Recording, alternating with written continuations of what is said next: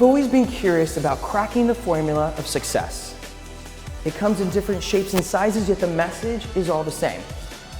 I've created this video series to help and inspire. I'll be interviewing friends in entertainment, philanthropy, entrepreneurs, and visionaries who live and breathe their passion every single day. They deal with the daily challenges, overcome the obstacles, and live their truth to the fullest. I invite you to listen and leave inspired. I'm Estrada, and this is Breaking the Chain. Originally from Brisbane, Australia, Dean McCarthy has been taking the entertainment reporting world by storm. From the red carpet at the Oscars, Grammys, major motion picture premieres, and one-on-one interviews with some of the most famous and iconic people in the world. From radio, TV, and the fashion world, there's no stopping to what Dean McCarthy can do. I'm so excited to have you here. Well, thank you for having me. It's my pleasure. Awesome. Well, I get to finally switch the tables on you and Exactly. put you in the hot seat. It's weird. Normally I'm the one asking the questions. So this is a strange experience for me. Ooh, I love it. So let's get started. Exactly. Love it. So Dean, you've interviewed hundreds of people. Mm-hmm. What one interview has made the biggest impact in your life and why? I would say I've interviewed a ton of movie stars and actors and things like that and musicians, but the one interview that I always think about actually is with 50 Cent. Bit of a surprise. Yeah, a little bit. We started talking about his new TV series called Power, but he's a really, really intelligent guy, and he wrote a book called The 50th Law, and it's about being relentless and how to achieve success. And I said to him, my question was, how do you be powerful? And he said to me when I walked in, he's like, you're already halfway there. I said, really? What's this? And he said, how you present yourself is so important. He said, when you walked in the room, I sat up straighter. This is from 50 Cent. This guy's a legend. And then we just sat there talking about life and how to achieve success and I guess all of his life lessons and learnings. And I sat there until the interview finished. And then every time I see him and I get on so well. So 50 Cent, my favorite and most memorable interview, for sure. And that's so, I mean, I thought maybe you were going to say maybe Oprah but 50 Cent, I mean, I could see it. That's I could see it. Yeah. He's definitely an interesting guy. He has a lot to offer, not just a musician, but also a writer. He's an author. It was a New York Times best-selling book called The 50th Power, I think it was. It's amazing. Oh, incredible. That's amazing. And I'm pretty sure it talked about challenges, and that takes us into our second question. Of the challenges you've faced, which one has been the most that has taken the biggest impact for you? The biggest challenge I've ever faced, it's a pretty big challenge actually, is when I moved to America. So I grew up with a huge family. I have this incredible supportive family and I've got a ton of great friends back in Australia. But when I moved to America and then I became single, I literally and honestly felt very, very much by myself for the first time in my entire life. So I didn't have this huge support network around me that I was very used to for, 20-something years. Yeah. So here I was, I'm in a new country, and I literally remember there was a form that I had to fill out, and it said, who is your emergency contact?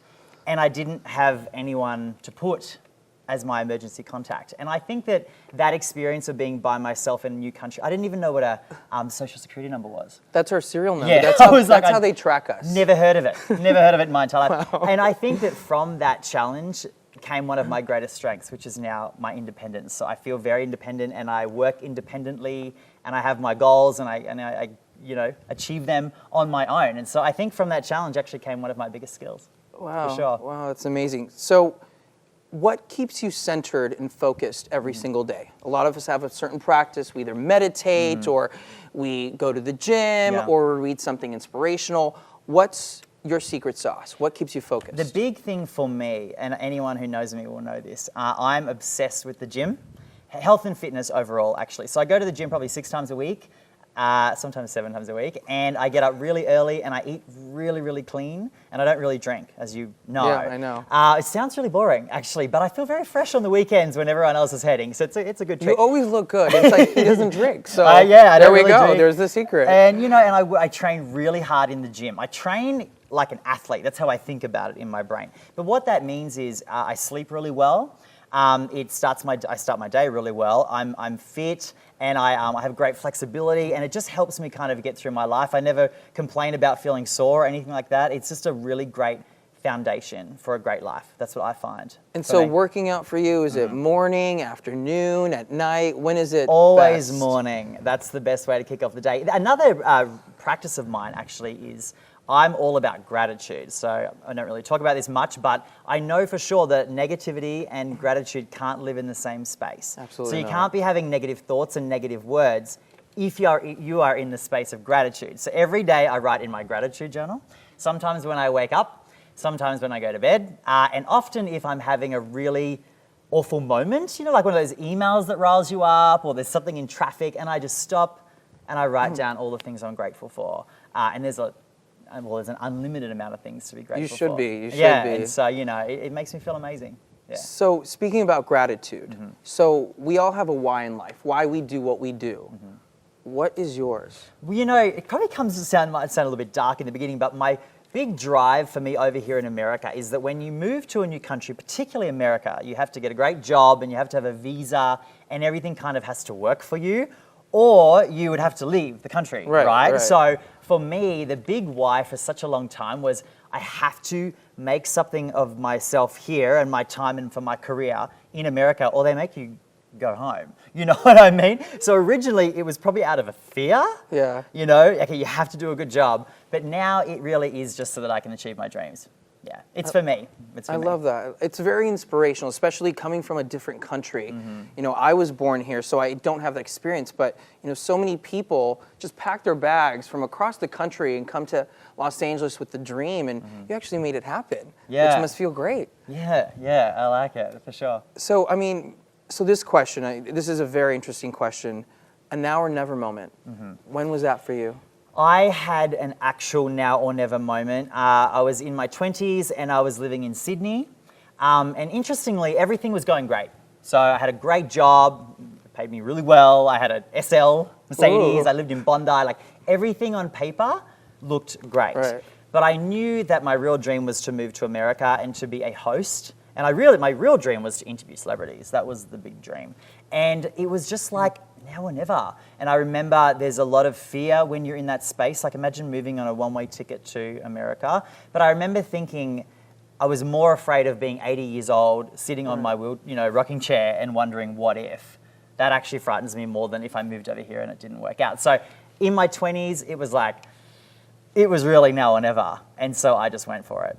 And I love that you said that about fear. Like fear, I feel like it holds so many of us back from actually fighting for what we believe in, from going for that job that we want because we're afraid of, is this gonna pay enough? What about my family? What if I have to change my lifestyle? It really hinders us from being who we really wanna be.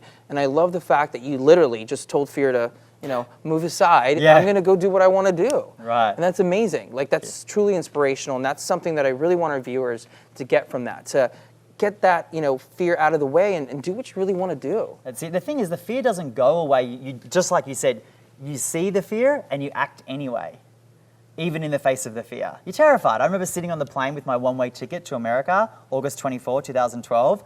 I know the day very well. Wow.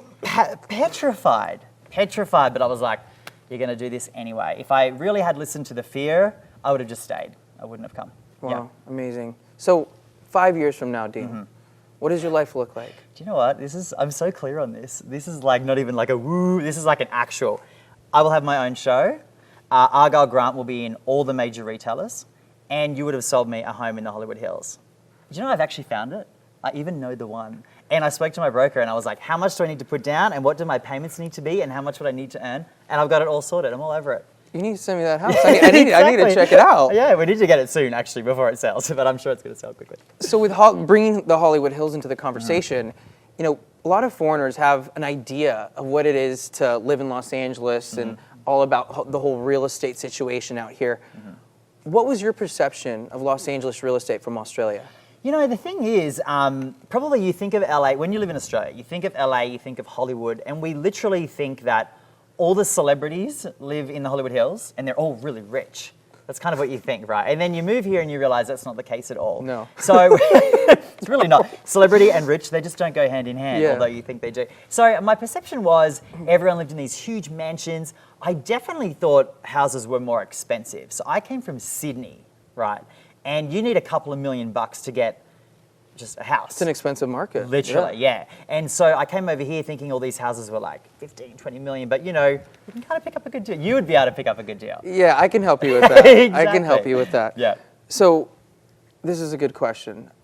If you can name the title of your own movie, and you have to put one bad word in there, what would it be? It would have to be, he fell down 1,000 times and got back up 1,001. I love it. And That we're would not be going to bleep that. We're going to leave it in there. Love it. So, Dean, we've come to the ending of our interview. So, if there was one thing, one piece of advice that you can give out to our viewers who are not happy where they are, that they want to fight for their dream, that they're, you know, they have a passion, but they're just too scared to do it, what's your advice for them? The big thing is this: you must surround yourself with amazing people. That is the foundation. It's So, key. yes, if you want to have a great career, or you want to follow your dreams, or you want to go for that job, or whatever it is, you have to surround yourself with amazing people. That is step one. And go to the gym before you get up. Go to the gym. Try that. You'll feel amazing, and it'll kickstart your day. There we go. Just go to the gym. Well, Dean, thank you so much. It's been amazing switching the tables on you, or the chairs, actually. So we will see you next time. I'm your host, Ivan Estrada. Thank you. It was such a great experience interviewing Dean McCarthy and cracking his formula to what makes him a success. Now here are the top 3 takeaways that I thought were the most valuable. Number 1 is doing a daily practice to keep you centered. Dean likes to go to the gym at 5 in the morning every single day. Now what's something that you can do to keep you centered? You can either go to the gym or meditate or write in a journal. It's finding something that you can do that will work for you. Number 2, negativity and gratitude can't live in the same space. I love that he said that. What Dean does every single day is that he writes this in a journal to remind himself of what he does have and not of what he doesn't have. So it's all about finding something that'll work for you. Maybe it's a journal, or maybe even just a simple post-it on your refrigerator to remind yourself about how lucky you are. My biggest takeaway was surround yourself with good and amazing people. I've heard numerous times that you become the average of the top 5 people you spent most of your time with. So choose wisely. Thanks again for joining me. I'm Ivan Estrada. I will see you next time on Breaking the Chain.